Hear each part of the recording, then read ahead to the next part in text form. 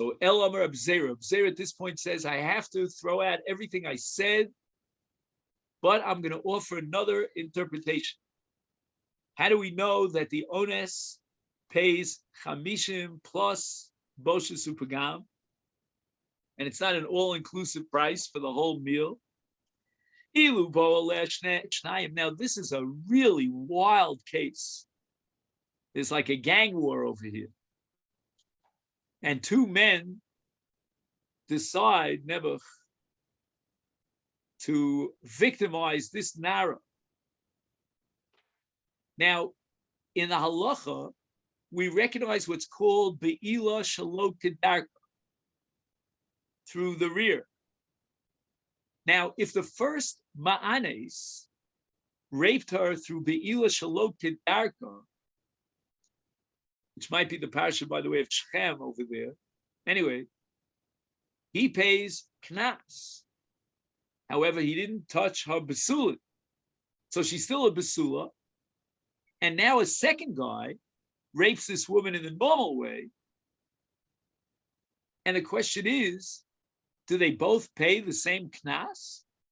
Yomru, what's the logic here? Baal Shlema, right? The first one, he was boil, a woman who had no pagam whatsoever. She had never had a beer, and he pays chamish. Okay, that I understand. But now the second one comes along. He does a be'ila kedarka after the first one did a be'ila shalom kedarka. Baal paguma chamishim. Is it going to be the same chamishim? Obviously, the Torah would have to consider that the second one was already boil and isha nara paguma. She had already had and been subject to a be'ila. So it must be that in addition to the chamishim kesef, which is standard, there must be additional payments that will reflect the individual subjective maisa ones. What was the ones? Was it kedarka and it was the first? Was it shalom kedarka in the first? Etc.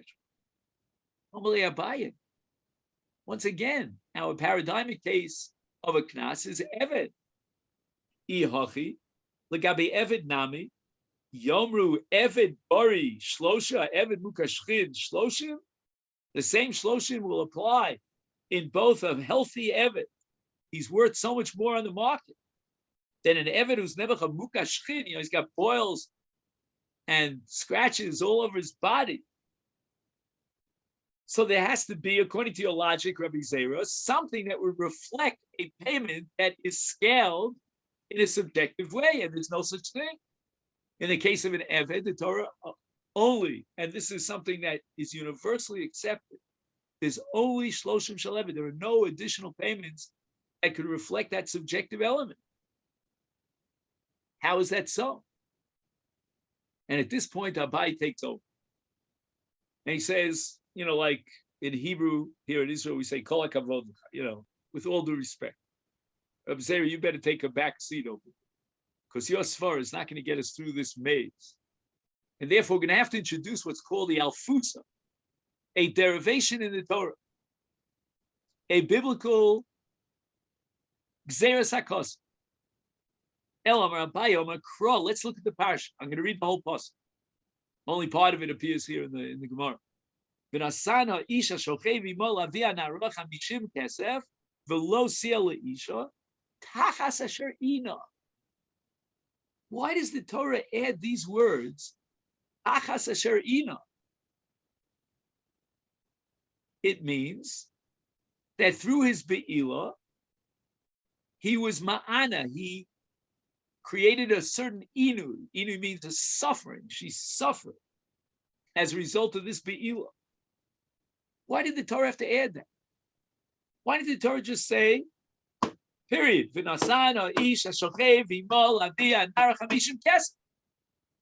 the tachas asherina? Says Abaye, the Torah is indicating the subjective element that adds another slew of payments of compensation. Rav Amar, Rav agrees to Abaye. We have to derive this from a pasuk, but a different derivation. Wait a minute. Why did the Torah have to add ha'ish hashochev ima? We know what's going on. The Torah says that he raped her. You didn't have to say hashochev ima. The answer is the Torah wants to tell us hanoah shchiva for the actual be'ilah. He pays chamishim kesef.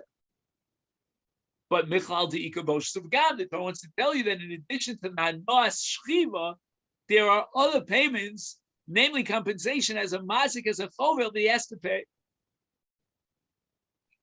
Now the Gemara says, okay, you've established that there is a tashlumin, an obligation to compensate her in addition to the knas, boshes, upagam. But v'emel, maybe we should split it. Again, it's svei dinim. Maybe there's one din of objective payment called the knas of chamishim kesef that goes to whom? To the father.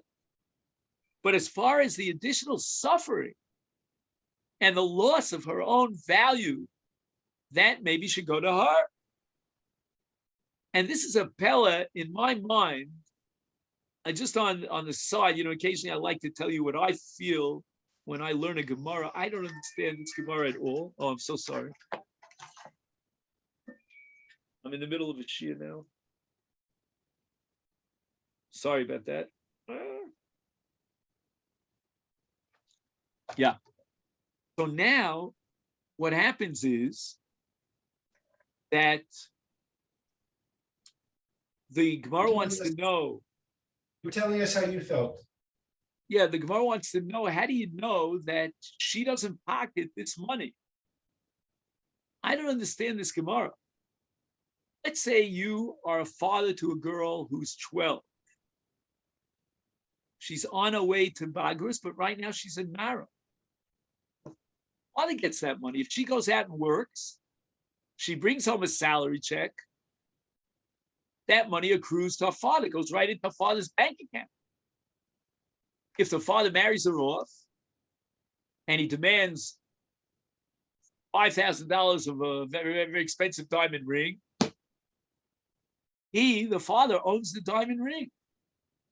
I don't get it. Why does the Gemara think that this Nara should be pocketing her own Boshes Upagam? Apparently, the Gemara thinks that Boshes Upagam is something unique and does not fit into the general category that the father, as far as all monetary laws, is the balabas. She's in the rishus of her father. And because she suffers the Boshes Upagam, maybe the Torah has compassion on her and gives her the rights to take those funds and put in her own bank account. But in any event, the Gemara's conclusion is exactly what we said. So I was just trying to make some sense out of the Havamina of the Gemara. That's how my Rebbe taught us, always to look at the Havamina.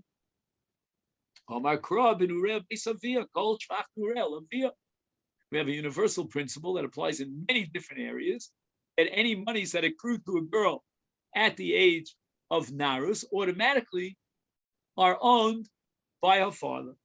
Sorry, Rav, wouldn't you say that the fact that it says with the Chamishin shekel, it says V'nasan la'aviha.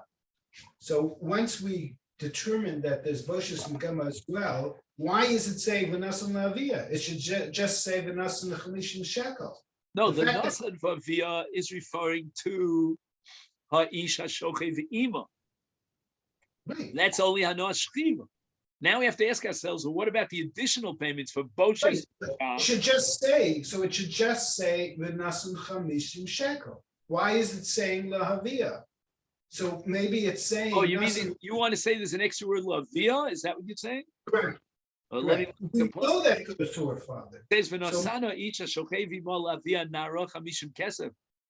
Yeah. Why did it have to add Lavia Nara? Everything goes to the father. So it's saying this goes to the father, Boshes V'gam. So honestly, Joe, you're just making my question even more severe, meaning obviously the Torah is operating with a Havamina that she could pocket her own Boshes V'gam, even though we have a universal principle of Binureh Beis Aviyah. And it seems that whether it's the way you said it or the way I said it, we have to find some logical reason why Boshes Upagam should be the exception to the rule of Binurei Beis Aviyah. Kol Shvach Nurei Aviyah. That's what we tried to explain. Now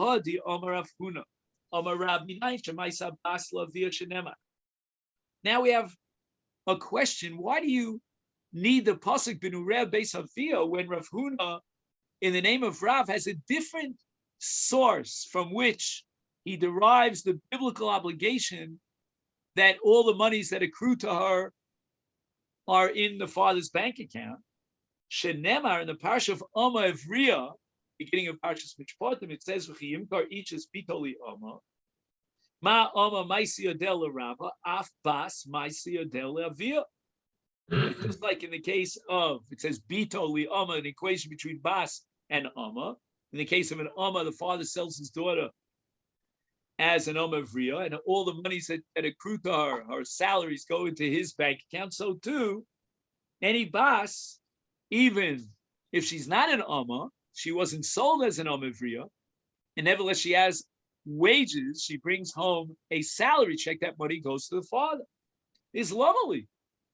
Why does Rav have to stand and do somersaults in the air and make an equation between Amma and Bito? Typically should derive it from Binurei Beis Aviyah. However, Rabosa, we have to keep in mind the context in which the Torah says Binurei Beis Aviyah. This pasuk Binurei Beis Aviyah actually appears in the parsha of Hafaras Nidarim, and the Torah tells us that if a young girl who's a Nara, right, between 12 and 12 and a half, takes a neder, her father is in control of her neder. And if her father wants to be mefer her neder, he can do so. So the Gemara now says the following: Elahi b'afars nidaru diksiv. You know what? We have a pasuk that says that a Nara's nidarim are in the bailus of her father, but that doesn't mean that every financial increment that accrues to her now automatically goes to her father. And that's halacha in Hafaras Nidarim. As we say in Yiddish, is a bezunder halacha in Nidarim.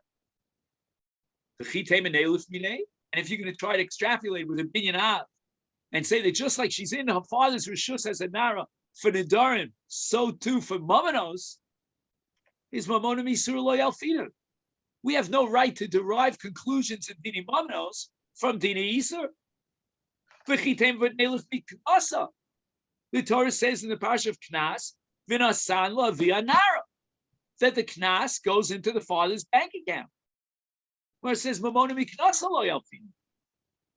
We don't derive mamon from Knas, and therefore, in the case of mamon, we don't know that if a woman who's a nara goes out and makes a living and she has wages coming in, that the father deserves to pocket the wages. You know that the father deserves, based on his rights in Isur V'Heter, to be mefer on Nidarim. We know that the father collects Knas, but we cannot derive the conclusion that the father gets her mama, her wages, because that's not Knas. And Rabbi said, just think of it logically. This woman is considered like a gedola. We spoke about her das. She's a bas das, not like a ketana is a labar das. So she has halachic das. She's a halachic agent.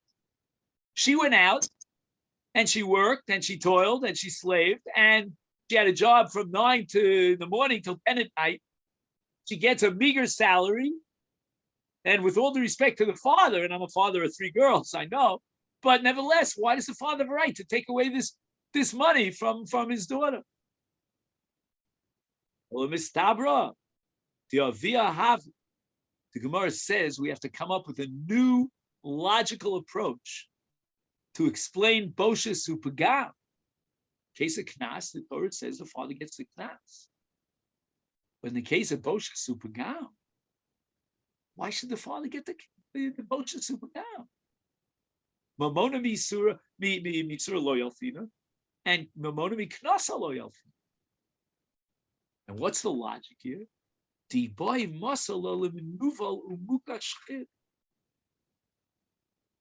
father is given by the Torah the rights to create a situation of Boshes Upagam. The Torah doesn't restrict the father's rights to marry off his daughter who's a nara. The Torah doesn't say, well, you know what? You want to marry your daughter off to a guy, well, you can only do it if he has such and such a profile. He's 6 feet tall, he's got broad shoulders, he's capable, he got high scores on his entrance exams, he was accepted to Harvard and Yale. Only such a guy you can marry him off to. No, the Torah gave the father unrestricted, absolute rights to marry off his daughter if she's a nara. So the Torah apparently gave him rights over Boshes Upagam. So the Gemara now asks the obvious question: what is Pagam? She is devaluated because she had Be'ilo. We're talking about evaluating her on the market for a shivcha. Rowan Osaki Ilu Yishivcha Dimkeres Hechi Shaminele Omar Ab Avur Dishmuel Omdim Kama Adam Rotza Litain Ben Shivcha B'Sula Shivcha B'Ula. So Gemara says Shivcha B'Ula L'Shamsho. Mine Afkalei Mina. What? Because she had a Be'ila, she can't sweep the floor. Hela Ben Shivcha B'Ula Shivcha She'ena B'Ula Asiya Li'Avdo. Rabbosai the Torah at the beginning of Mishpatim says that you could marry off an Evan Ivri to a Shivcha Knanis. What value on the market does a Basula have? She has a special market value as a Basula because people will pay more for a Basula to marry her off to an Evan Ivri. Again, we're talking about a Shivcha. The actual Be'ila in our case, in the Torah of Ma'anes, is a Bas Yisrael Kshera. But the method by which we evaluate her and her Pagam is as if she were a Shivcha. So V'avdo my nafkele mina. What difference? I thought I checked this off.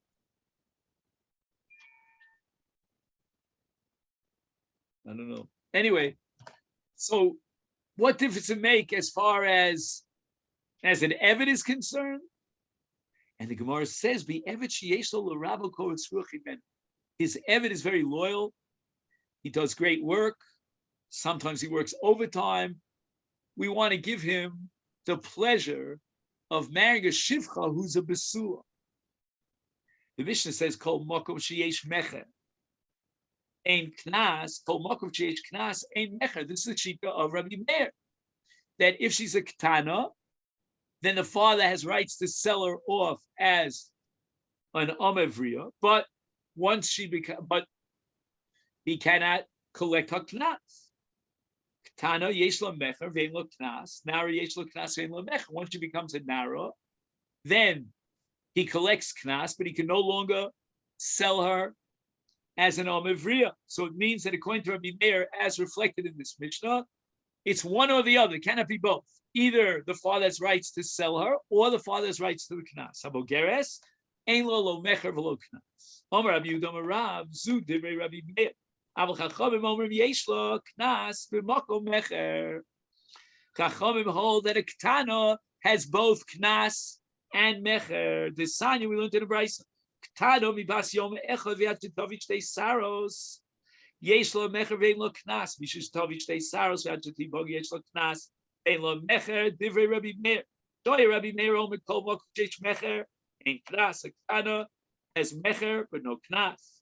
Kol makom sheyesh knas, meaning she became a nara, is ein mecher. You can't sell it. But chacham omer ketana mibas sholosh shana v'yom echad v'yad tibog yesh lo knas. What does that mean? She only gets knas? What about mecher? So it means if she's less than 3 years old, then Besula Chosrin, and she's still a Besula. Once she reaches the age of Sholosh Shana V'Yom Echad, then she's a Bas Be'ila, and Ein Besula Chosrin. And therefore there's going to be a Chi of Knas, in the case of Ma'anis, Umefate. But here it says that Chachomer Meketanim V'Bas Sholosh Shana V'Echad, Yesh La Knas. Frek the Gemara, Knas in Mecher Lo. Ela Emo, we have to interpret it, Af Knas B'Moko Mecher. Certainly, he could sell her as an Omavriya once the father was given the rights by the Torah of selling his daughter as a as an Omavriya. But now, as opposed to Rabbi Meir, who holds Makom Sheyesh Knas, Makom Sheyesh Mecher and Knas, the Chacham say no. Even though there's Mecher, there still is Knas. Some Rav Chizda, my time with Rabbi Meir, how does Rabbi Meir derive the conclusion that a Ketana is excluded from Knas? The Torah says in the Parsha of Ones, Velosia Leisha. And what's Velosia Leisha? It means that she agrees to marry the Ma'anes. So we're talking about a woman who's capable of having will and consent to a marriage. And that means that she's already a Nara. For Rabbanan Omar Reish Lakish Omar Kra, the Pasuk says Nara without a hey. Afilu Ketana b'mashma. Reish Lakish coins a new principle that whenever the Torah says Nara without a hey, it includes even a Ketana. And here in the Parsha of Knas, it says Nara v'nosan ha'isha shochev imo lavia. Nara without a hey. Shomer HaPapa, Bereid Rav Chanan, Mibei Klochis. He came from a city called Klochis.